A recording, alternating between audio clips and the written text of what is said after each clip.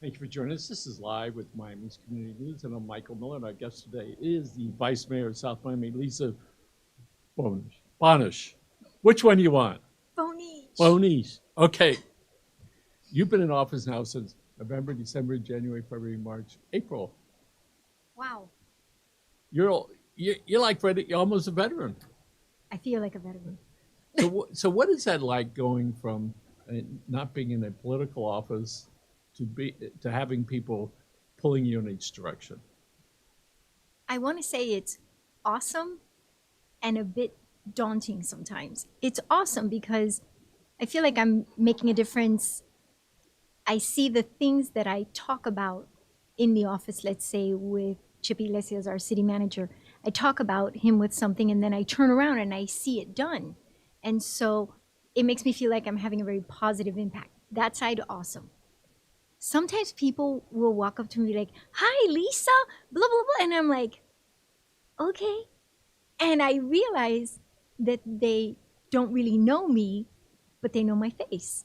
And so at first it was kind of creepy, but then you get used to it. I'm not quite used to it, but I'm hopefully getting there. So how do you get over that part when people come up to you? What is it you're going to train yourself to do? Because you obviously, you may not recognize them, but they've watched you now several times a month, all right? Even if it's once a month for all these months and seen you at the different meetings. So how are you going to respond to that differently? I've started just saying, "Hey there, how are you doing?" And I figure if they know me from something other than being in office, at some point a story will come in and I'll be like, "Okay, I know you like in the real life versus political life." And so I think it's smarter to just say, "Hey there, how you doing? What are you up to?" So that people don't feel poorly. Years ago, there was a Congressman, Dante Pacell. He represented this area, a true gentleman. He had his chief of staff, Leon Levin, who became a dear friend. And whenever the congressman would come here, Leon Levin would come in ahead of time, see who was here. He would go out and he would say, "This is sitting at the front desk. This is over here. Michael's wife is Susan. Grant's wife is so-and-so. How's Susan? How's this?" And he would come in. And even though I knew it, that he was doing it, that was okay. Because he took the effort to be reminded about that. I wish I had a Dion. I wish. Bring what's his name along with you, it'll be perfect. Oh, there you go. Sure. That'll go over really well. It'll be Mr. First Lady. There you go. So there you are, a couple times a month out there in front of the, looking at the proposals that people want, things to do to try to improve the lives of the people that live here and that work here. It must be pretty fulfilling to, as you mentioned, that you're working on a project and then it comes real. So what is that like for you? There are a few things that have felt better. The birth of my children, obviously, having them felt better. Getting married, those kinds of things. But in my everyday life, few things have felt better than to know that someone came up with this idea, whether it's me or a resident or even a team member in the city came up with this idea and were actually able to do it. Seeing it, kind of that key turn and the car turn on, is so fulfilling that I'm hopeful that I can keep doing that, because I always say the no already exists. Let's look for the yes. And if I can maintain that mentality and push it to the people that I'm with, we can accomplish a lot. And there's a lot to do here. So if we don't have that kind of attitude and don't take that kind of joy from doing it, we're in trouble, especially me, because I have to be happy about what I'm doing. That's wonderful. And speaking about being happy, Dr. Tina Carroll Scott, who is the medical director of the South Miami Children's Clinic, was here last week. Lovely lady, my unsung hero, that she gave up a big practice on Bal Harbor 17 years ago to come to South Miami and provide medical services to the people of the area. But we realize when there's a medical person that serves the underserved, it's more than just a doctor. She's a part of that glue that keeps that family unit together. Yep. So one of the things I hope that your administration does is to attend the needs, not just the medical needs, but figure out how to get health care of all sorts, including mental health care, social programs, sports, things that keep those families together, because we realize that through COVID, so many people lost close members to their family, and they're reaching out, especially the little ones. Where's my mom, my dad, my uncle, that are gone. So I hope one of the things that you'll come up with is, what can we do to make the lives of people here better? And that might mean going to some of the healthcare providers and say, hey, will you provide X service? And I'm sure the city can ask local providers for healthcare. And I think we're seeing some of that. Our mayor, and I have to say it all the time, kudos to him. Sometimes I feel like I'm playing checkers and he's playing chess. And so he's been reaching out to different groups, and with our senior program in particular is where I've seen it, because that's probably where I've had the most focus. They have healthcare providers come in and teach them exercise things, do all kinds of studies with them. And so in that vein, I see it. Sadly, I don't know enough about healthcare other than to make noise, but I'm seeing that at least some of that is happening when it comes to our seniors. And I know that our mayor has been trying to leverage relationships to be able to have more of that. Whether it's going to span kids to seniors, I'm not sure.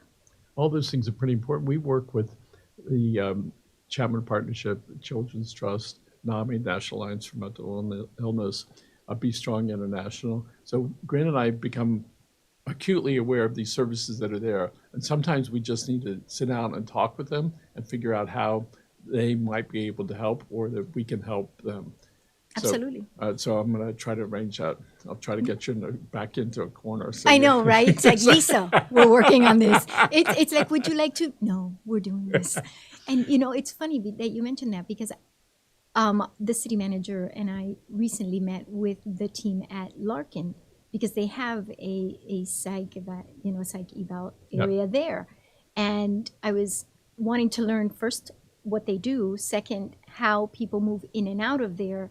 And I think we take for granted what people do for us. And I'm not just saying we, the city, I'm saying we as human beings take for granted what people do for us. So when I sat down with the team and they started kind of sharing, hey, this is how people come in, this is how they go out, these are the things that we do, and this is how we connect with your city. They are in constant contact with our police department, with all kinds of different people. And I'm like, here I am, I'm the vice mayor. I had no clue.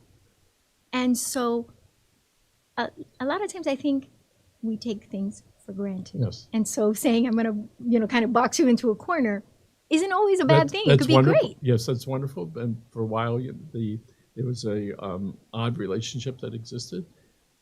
But I must do a shout out to Larkin, the team there.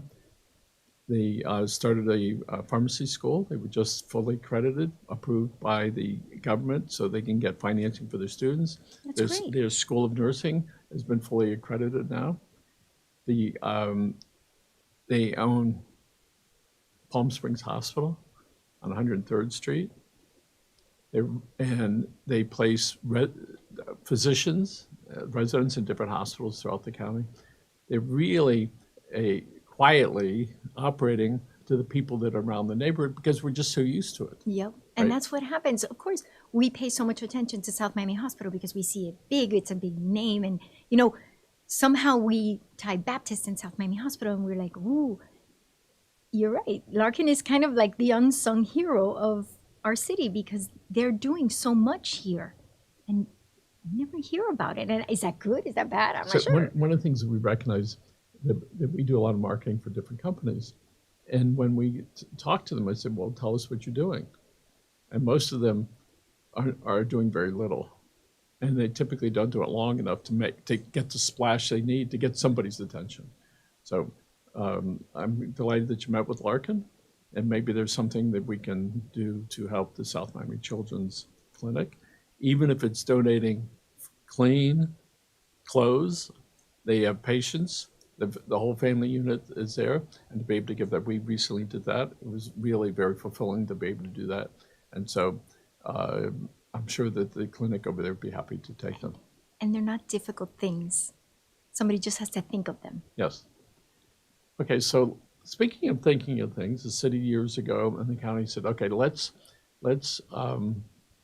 remove these 50, 60-year-old townhouses in South Miami. And now that's the first phase, it looks like it's in the 50 to 70% completed.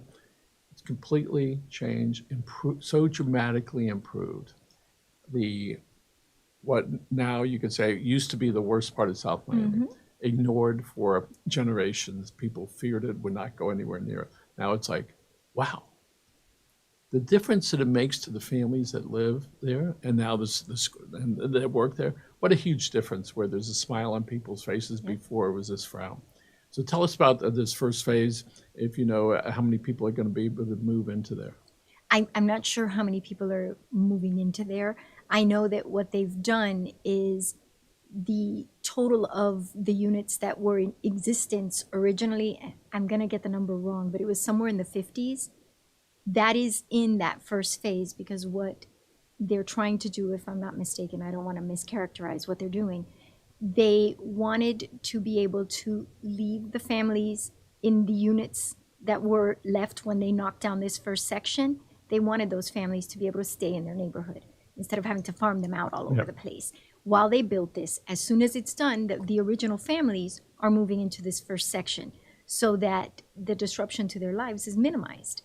And you've got kind of a combination of low-income workforce and, regular housing going in there.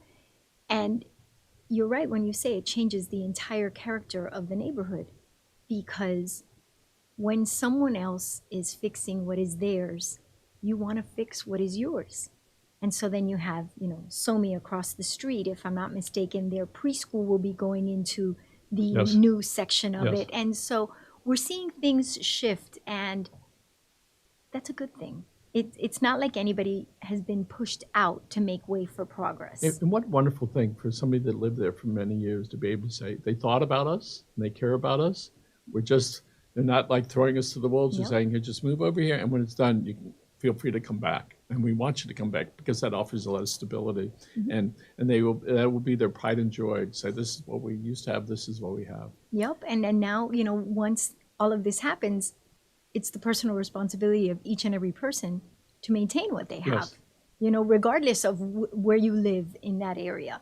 And so it's I think, a very interesting thing to see that kind of a shift. And I look at that area and I say, it's going to be interesting, not next year, but in 5 years, to see what happens, because that kind of structure is bringing, I think, younger people. And when we think about affordable housing and what that means, we, I think, have a misconception of who that person may be. You're like thinking like, oh, I don't know, but it's not. And you may have a certain part of the population that falls into the people that you're like, I don't know about that. But you're also talking about teachers and nurses, and we have a big problem in South Florida, and somebody's got to do something. It is. It's so massive that the county and the state is wondering, what are we going to do with all the people in this area? The three big counties down here. We will have several 100,000 more people that are going to be here. We know there's 22,000 recent students that are in public schools, even though it only netted an increase of 7. That really meant that a whole bunch of people also left the schools. But without regard to that, it was still 7,000 more students than before. But most importantly, it's 22,000 new ones that are trying to get oriented to where they are. And I'm thinking, okay, let's say there were 10,000 parents connected to that, maybe a little more. Where are we all going to live? Yep. And that's why the state's taken some pretty big moves. And a year ago, if to change the zoning, as long as it's close in county land, to change it so where there's public transportation, it'll be easier for people to live in those and to be able to walk or take a small bus to public transportation. So we just have to fix our public transportation. I think the idea is a great one. The reality is the Metro Rail goes in a straight line, and all those things matter so much more today when you start trying to put all that together. And when Metro Rail was first built, was mostly south. So the rich people, right, could do it. Where it needed it the most was in the areas that not. And it still sort of exists, but I think we're catching up, but it's always 5 to 20 years behind. Of course. So we see the Miami Herald's old property was sold for $1.2 billion. 7,700 units could be built there. So it's another 15,000 people are going to live there. You know what? We were talking about water earlier. You have to wonder, how's the infrastructure going to handle these things? Yes. So we know that there are some areas in South Miami that are still in septic tanks. Yep. I remember a couple of years ago that was a conversation. Has it come up again? Yes. As a matter of fact, right now up in Tallahassee, we hopefully will get, it's passed so far for $1.8 million to be able to do septic to sewer in the area near Dante Fasel Park. And that area is the one chosen simply because it's the easiest to connect. You're going from the easiest to the most difficult, Yes. right, as a city. So hopefully if it makes it all the way through, we'll have that. And I heard something at some point regarding water, and it was like septic tanks cause more damage to the water system than any agricultural runoff. And I don't know if that's true or not, but I was like, boy, if that's even partially true, we need to figure ourselves out and either come up with new septic systems or connect to sewer. And I think both have an upside and a downside. There was somebody that came to the county, part of it to go to Key Biscayne, where there are 28 homes over there, small amount that they could hook that up. And I know there's some houses up north that need to get hooked up right away because sometimes when it floods, they can't Sure. use the bathrooms, and it's a terrible problem. And the people that are out farther west, it's going to remain septic tanks for years, but there's certainly less homes per acre than there are in other places. So what are some of the other projects that you'd like to be involved in that can improve the lives of the people here in South Miami? You know, it's funny. I'm just going to give you like a little anecdote, and then I'll tell you. Last night during the commission meeting, we were having a whole conversation about Marshall Williamson, right? And this whole, we're going to do a plaque for him, and I think that's great. And I said, does anybody know, was he married? And his great-granddaughter was on Zoom, and she says, yes. And I said, well, if he was married, he certainly didn't do all of this by himself. Why aren't we recognizing his wife? Does anybody here even know her name? I said, nothing, not for her family, but for the rest of us. No, nobody knows her name. And I said, maybe we should consider that. And so last night I was thinking, I'm like, okay, we've had influential women in our city. For whatever reason, we haven't paid attention to them, but we need to change that. And I think that fosters a sense of pride in your city because we've come into the game later, right? And so this morning I was looking at my husband Manny, and I said, what do you think? And he goes, I don't know, maybe the clock tower? Because I was like, we could put plaques or something. We don't necessarily have to like take over a park, but a space we already own that we could do something. And so, I'm like, okay, That's now what? interesting that you did, because in my wildest dreams, I would never have thought that. Not even for a moment. That's why a diverse elected policies is important. Yes. Because out of all the 25 years I've heard about him, you're right, never heard about the family, right? No, and I'm like, if he has all these great-grandchildren, he had to have a wife and he had to have kids, and none of us know anything. And that's not okay. So now that you brought up a woman, Marshall Williamson's wife, that certainly was part of that a little bit or a lot, or maybe standing in front of or beside or wherever she was. Years ago, there was a woman who became a mayor, Dr. Anna Price. Mm-hmm. She was a minister, a reverend, PhD, worked at the University of Miami and helped with Pell Grants, a great educator and somebody that helped kids. And she taught me something 30 years ago. And I'm going to say it, I think I got it right. And I would tell my children this every morning, whether they heard me or not. You have all the strength and power that you need to do whatever you want. Whether they heard me or not, it didn't matter. Words have power. And so I saw her recently, and I brought it up to her. And I said, so for 30 years, I've been saying this. I've been saying that, right? Because she just said that.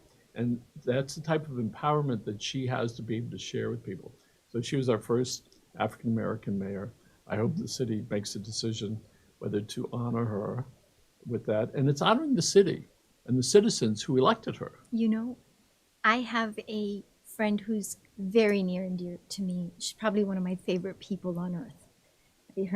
Her name is Gloria Simmons. And to me, she's Miss Gloria. She's like a grandmother to my children. I adore her. And I was having a conversation with her the other day, specifically about Dr. Anna Price.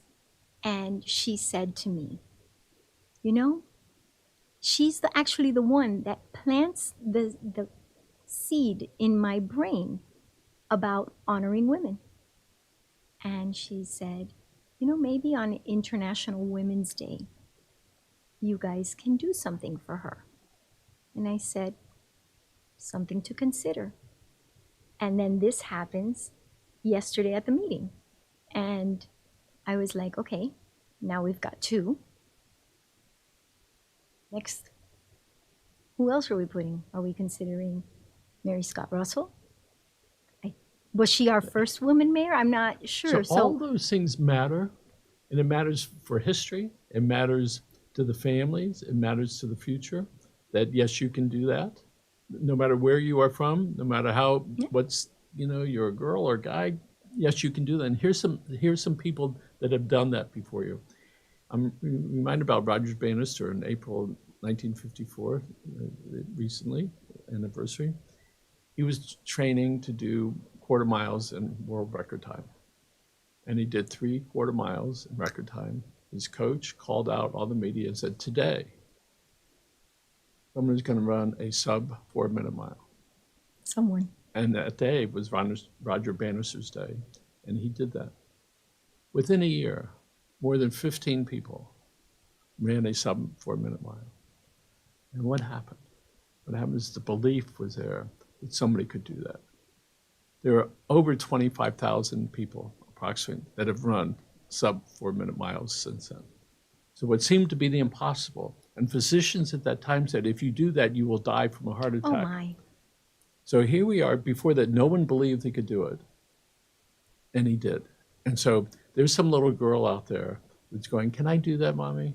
Yes, well, who are the examples? Can I be like that? And I certainly recall, I used to play a lot of tennis, and I started running a little bit. One day I go to my folks' house, and there's some guy that just ran the New York Marathon, square at him. I said, I can do that. Oh my. About 3 years later, I'm running in a race, a local race, 3 miles, 5 miles, and I pass this lady, and she's always faster than me. I slow down, I go, what's going on? And she said, well, next week, Michael, I'm doing the New York Marathon. And this is what she says to me, Michael, you could do that. You know, a year and a week later, I did that. And that was over 20 years ago. So here I am, 20 years later, saying, those two people that I looked at, and the one who said you could do that if you wanted to do that, inspired me. Just waiting, that animal was inside, waiting for somebody to unleash that animal to run. And it was like, wow, right? I saw her about a year later. I said, I want you to know the kind of influence that had on me. And I told her. I think it's our obligation to do that with people, to encourage people to do what they want and to excel in it, and to do that for themselves and for all the little people's eyes that are looking at them and for their families. So I hope that you honor the people that are appropriate in the city by having one of the things we do is you have an award, you put it on a wall or whatever it is, all right? People put names on buildings, so I hope that you certainly honor Dr. Price. She certainly was way ahead of her time. And I've been to a couple of her years ago, or Sunday morning things. Awe-inspiring. I don't know if she still does that. But I was listening to her, and certain words of encouragement were there. And my kids both have their graduate degrees. And it's like, and I know that was part of it.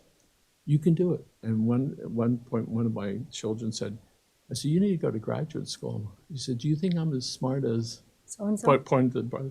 I said, yes, of course you are. And you know what? He believed it, and she did it. You know, I think we have lots of strong women, lots of inspirational women. and men. I mean, we don't have a like We we can don't put have the a middle-aged corner white on guys that. aside for a Well, while. no, you know what? I think we all matter, and I think that when we do things that are deemed important or influential, we carry a certain responsibility, right? Yes. To behave a certain way, speak a certain way, because, like, literally, we just spoke. Words matter. And I try all the time. I don't always succeed because no one's perfect. To think about what I'm saying, because once they're out there, you can't take them back, right? And I try every day. So far, few regrets, lots of things that make me happy. But I think women, just like men, we have something to say.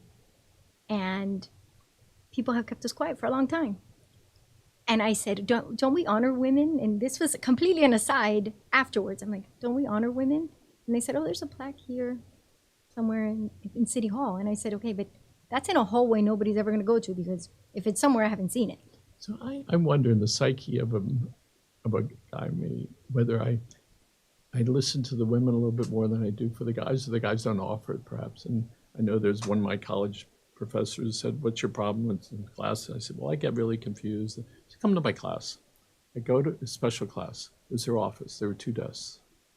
Wow, no pressure. And she says, what's the problem? I said, when I start writing, I get really frustrated. She says, well, do this, Michael. Next time that happens, just stop, pause for a moment, and start again. And that helped create in my brain the ability to be able to have this little confusion, straighten it out, and move on. And that was many, many years ago. And that happened to be a woman. And so maybe the guys don't connect like that, or that I don't allow that connection. But with the women, certainly it is there for whatever reasons those are. So again, so I hope you honor the women that deserve it, and the guys too, if appropriate. Well, we do Right. that already, I think. Okay, I noticed that. Yeah, just a little. Okay, so I understand the WinnDixie project is moving forward, Thank goodness. and there's going to be a grocery store in the bottom there, and it's going to be Fresh market. fresh market. So far, right? So far, I know there were some other things that might have happened, but it didn't, and so that's fine, right?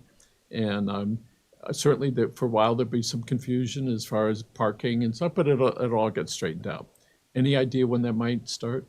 Well, I know they had been discussing slating something for the beginning of June, but I have no clue, simply because it's construction. So there's so many variables that go into that. So when you say, all right, when are they going to start and when are they going to be done? So people Who are going to be knows? from the neighborhood are going to be able to go, but they're going to be able to go shopping as well as the people that live upstairs. You're going to have people, they're going to be walking around South Miami. They're going to go from their apartments. They're going to go downstairs. They're going to go to local restaurants. They may go to a movie theater with the one that's there or a different one down the road. I'll be able to visit some of the shops. And certainly when those boots get on the ground, if you will, it's going to improve the look and feel of South Miami. 100%. I was downtown, I had breakfast on a Sunday. Oh my goodness, there's so many people walking around and all different modes of transportation. Parents with their baby crib, little motor scooters, little single board, skateboards type of thing. And everybody's looking better than the next one. It's like amazing, right? And to see people walking out on the streets, it truly is amazing, because we really don't see that too much, but we're going to at some point. From your mouth to God's ear. Yes, and I'm sure it's going to happen. We're going to turn around one day and going to go, wow, when did this happen? Didn't happen fast. Yeah, the last 4 years plus the previous 40. There you go. Right. And again, my compliments to the city on the little touches that have been there for a while. The street signs, the roundabouts, really that makes a big difference. And we actually have been having a conversation. We are wanting to not modernize, that's not the right word. We want to give a facelift to downtown. And so right now, the discussions that we've been having is, okay, we're taking downtown as a whole. We're taking both sides. We had gotten some money from the Florida Department of Transportation to help do that. But we as a city did not move forward quickly enough. So we're trying to see if we can get them to move that money to the next year, and how we're securing other funds so we can, as everything happens, update our downtown so that our public areas match what's happening in the private areas. Because as Commissioner Liebman said one day, you know what, I can walk up to this bollard and just pick it up and take it home. Like, something's wrong with that. And so I know there is a hyper focus now on doing that. And that all is to the benefit of the people that are here, whether they live there or work here. And all those things make South Miami a much better place. And hopefully in the next couple of years, we're going to look say, this is wonderful, our downtown area, which is now expanding, right? Yep. Say, this is big, terrific. And at some point, I'm sure the Shops of Sunset there'll be some plan, and maybe it'll do something in the next couple of years, all to draw people that are here. Well, there's one thing, though, that I think as residents we need to be aware of. We as a city have always been very vocal in saying we care about the environment, we are doing the solar panels, we're doing all of these things, you know, having the septic to sewer conversation and all of that. But I think we kind of missed a step when it comes to, if we keep pushing people south and west, the conversation about not wanting to end up in the Everglades, it'll be a moot point if we don't take the areas that we do have and take advantage of the space. And whether that means little buildings, bigger buildings, you can't have one without the other. Nobody's able to hang a sign that says, sorry, the state of Florida is closed. We're full, thanks, go back. So when we see, not progress, I don't think progress is the right word, because as a city, I think we're awesome. When we see this type of movement, we need to remind ourselves what we're doing, what we're trying to save, and who we're serving, right? It's terrific. Vice Mayor, thank you so much for being here. Folks, thanks for joining. Have a great day, and take care of yourself and your family. Thank you very much.